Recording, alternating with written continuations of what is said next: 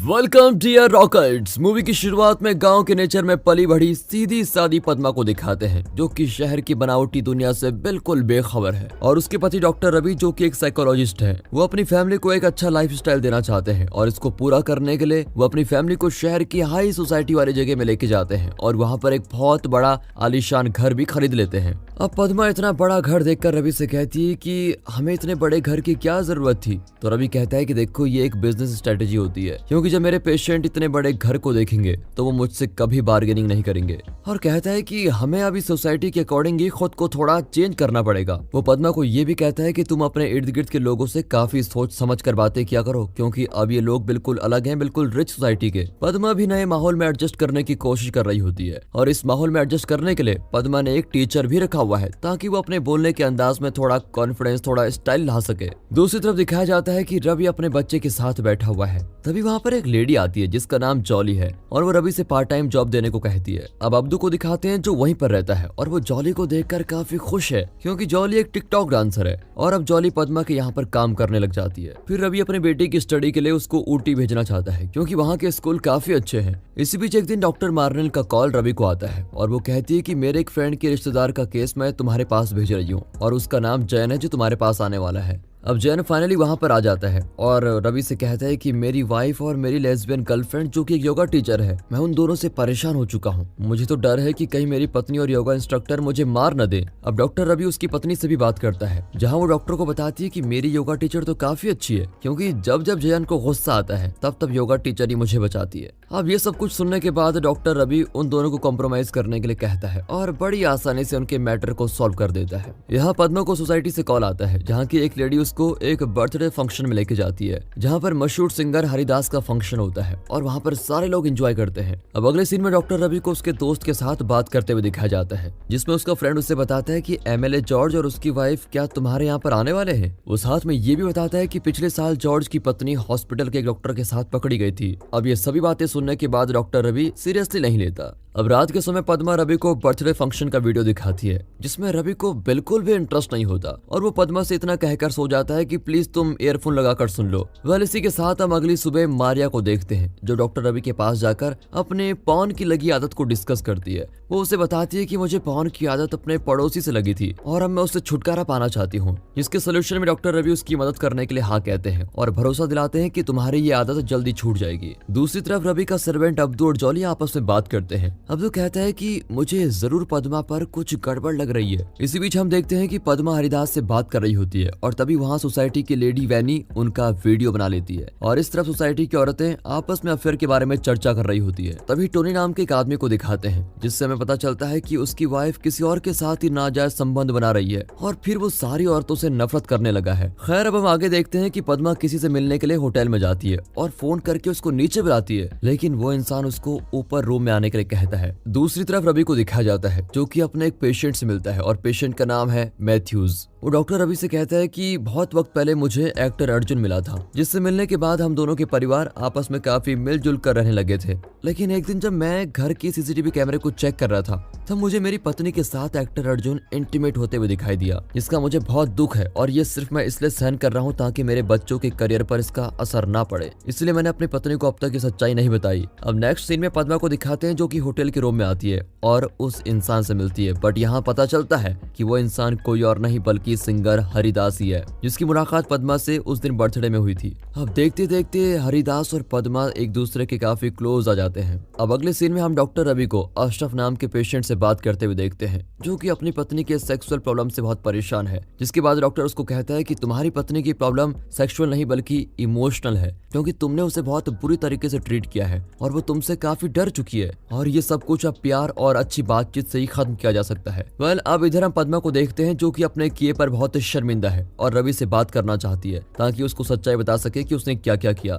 लेकिन रवि पेशेंट को संभालने में इतना बिजी होता है कि पद्मा उससे कुछ कह ही नहीं पाती। अब कुछ समय बाद हरिदास पद्मा को कॉल करता है, जिससे पद्मा ये कहकर कॉल कट कर देती है कि तुम मुझे अब से कॉल मत करना। अब कुछ समय के बाद हरिदास पद्मा को कॉल करता है, लेकिन पद्मा कॉल काट देती है और फिर कुछ दिनों के बाद पद्मा का बेटा दोबारा चला जाता है। अब जैसे ही पद्मा को बात करने के लिए वक्त मिलता है, वो डायरेक्टली रवि से कह देती है कि मैं और हरिदास एक दूसरे के साथ रिलेशनशिप में है और मैं अब रवि तुम्हारे साथ नहीं रहना चाहती। ये सुनकर तो रवि के होश ही उड़ जाते हैं। लेकिन इसी बीच पद्मा को इस बात की चिंता सताई जाती है कि वो अपने बेटे से कहेगी क्या। अगले सीन में डॉक्टर रवि को अपने फ्रेंड टोनी से बात करते हुए दिखाया जाता है, जहां टोनी उसको कहता है कि मुझे तो औरतों पर भरोसा ही नहीं है क्योंकि सारी औरतें एक जैसी होती है। इस पर डॉक्टर रवि कहता है कि मेरी पत्नी के बारे में ऐसा कुछ मत कहो, ठीक है। तभी यहाँ से कहानी 12 साल पीछे शिफ्ट होती है, जहाँ रवि बेंगलुरु से अपनी पढ़ाई पूरी करके वापस आ गया है और वो काफी नशा भी कर चुका है क्योंकि उसका किसी पंजाबी लड़की गुरविंदर के साथ ब्रेकअप हो चुका था। अब डॉक्टर रवि की हालत देखकर उसके घर वाले उसे कहते हैं कि तुम्हें शादी कर लेनी चाहिए, एक लड़की के पीछे तुम जिंदगी बर्बाद मत करो अपनी। तभी रवि की नजर अचानक पद्मा पर पड़ती है और वो उससे शादी करने की जिद करने लग जाता है। थोड़ा वक्त गुजर जाने के बाद फाइनली उन दोनों की शादी हो ही जाती है।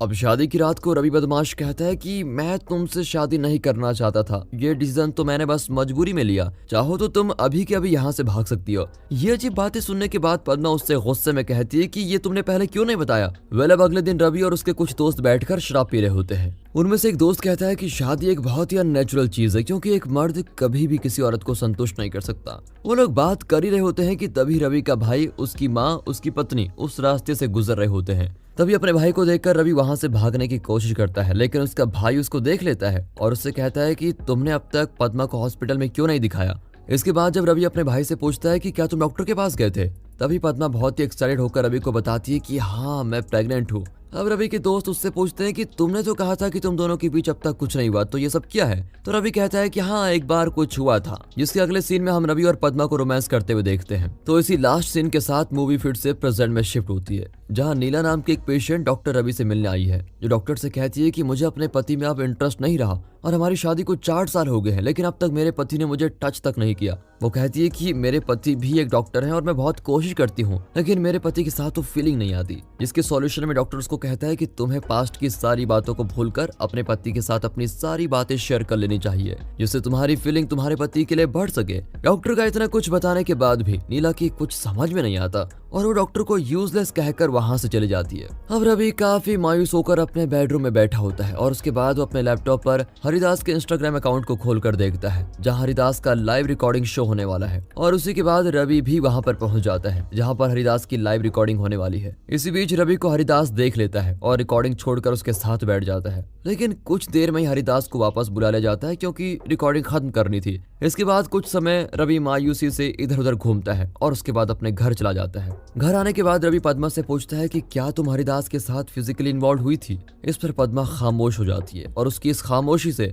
रवि सब कुछ समझ जाता है और गुस्से से उस पर चिल्लाने लगता है। अपनी टेंशन को भुलाने के लिए रवि बहुत शराब पीता है। तभी उसको मारिया का कॉल आता है और वो कहती है कि मेरी अब पॉर्न की आदत छूट चुकी है और मैं अपनी जिंदगी से बहुत खुश हूँ। अब नशे की हालत में गुम हो चुका रवि मारिया से बहुत गंदी गंदी बातें करता है और मारिया को अपना टॉप नीचे करने के लिए भी कहता है, जिस पर मारिया तो कॉल ही काट देती है। मारिया काफी परेशान होकर रोने लगती है और जब रवि को समझ आता है कि उसने ये क्या कर दिया तो वो मारिया को फिर से कॉल करके सॉरी कहता है, लेकिन मारिया उसे कहती है कि डॉक्टर आप एक इकलौते इंसान थे जिस पर मैं ट्रस्ट करती थी। मैंने कभी नहीं सोचा था कि आप ऐसा करेंगे। अब मुझे जीने का बिल्कुल भी मन नहीं है, मैं सुसाइड कर लूंगी। ये सुनकर तो रवि काफी डर जाता है और उसको कॉल करने की कोशिश करता है, लेकिन वो कॉल नहीं रिसीव करती। अब इस परेशानी से निपटने के लिए रवि अपने दोस्त टोनी को कॉल करता है और उसको सारी बातें सच सच बता देता है, जिस पर टोनी कहता है कि तुम्हें मारिया से उसके घर जाकर माफी मांगनी होगी, नहीं तो सुसाइड केस में पुलिस तुम्हें जेल के अंदर डाल देगी। जिसके बाद जैसे ही रवि अपने कमरे से बाहर जाता है तभी पद्मा उसे परेशानी का रीजन पूछती है, तो रवि भी उसको सारी सच्चाई बता देता है। अब रवि को मुश्किल में देखते हुए पद्मा अपने फोन से मारिया को कॉल करती है और उसको समझाने की बहुत कोशिश करती है, जिसके बाद मारिया समझ जाती है और अब रवि काफी इमोशनल हो जाता है। फिर वो अगले दिन डॉक्टर मलिन के पास जाता है और उससे कहता है कि मुझे थेरेपी की जरूरत है। इसी बीच रवि अपने किस्से शेयर करता है कि पद्मा ने मेरी जिंदगी में आकर बहुत बड़ा एहसान किया है, क्योंकि मैं शादी से पहले एक बहुत बड़ा शराबी था जिसे पद्मा ने ही सुधारा है और मुझे पढ़ाई में मेरी हेल्प भी की, साथ ही साथ मेरा परिवार भी संभाला। रवि ये भी कहता है कि जब हमारा बच्चा हुआ तो पद्मा ने ही मुझे सपने देखना सिखाया और मुझे पढ़ने के लिए मोटिवेट किया, पैसे कमाने के लिए रास्ता दिखाया। आज मैं जहाँ भी हूँ बस उसी की वजह से हूँ, क्योंकि उसको मुझ पर बहुत ज्यादा कॉन्फिडेंस था, उसके बिना तो मैं कुछ भी नहीं था। उसके बाद रवि कहता है कि हम एक छोटे से शहर से इतने बड़े शहर में आ गए। उसके बाद मैं दिन भर बिजी रहता था और पद्मा का जो इकलौता सहारा था उसके बेटे को भी मैंने पढ़ाई के लिए बाहर भेज दिया, जिससे पद्मा एकदम अकेली होती गई।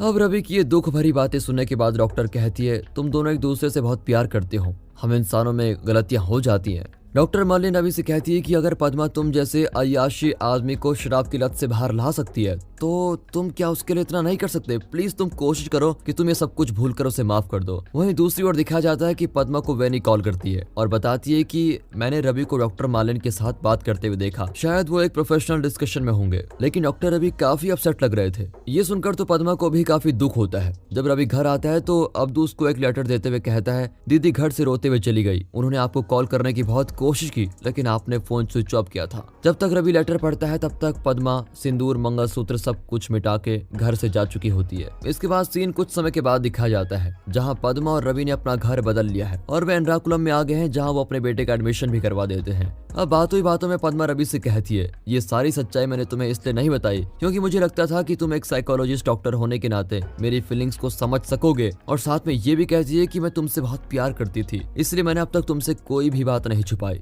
ये सुनकर रवि को अपनी गलती का एहसास हो जाता है और वो खुशी खुशी उसको अपना लेता है। फाइनली इन दोनों की लाइफ में बहुत खुशियां लौट कर आ गई हैं और ये दोनों अब बिल्कुल एक हो चुके हैं। और इसी मेमोरेबल सीन के साथ मूवी का दी एंड। बाकी दोस्तों, स्टोरी अच्छी लगी हो, मूवी अच्छी लगी हो, एक्सप्लेनेशन अच्छा लगा हो, वीडियो को लाइक कीजिए और चैनल को सब्सक्राइब कर दें। मिलते हैं ऐसी मजेदार मूवीज के साथ, तब तक के लिए गुड बाय, अपना ख्याल रखिए and finally thanks for watching.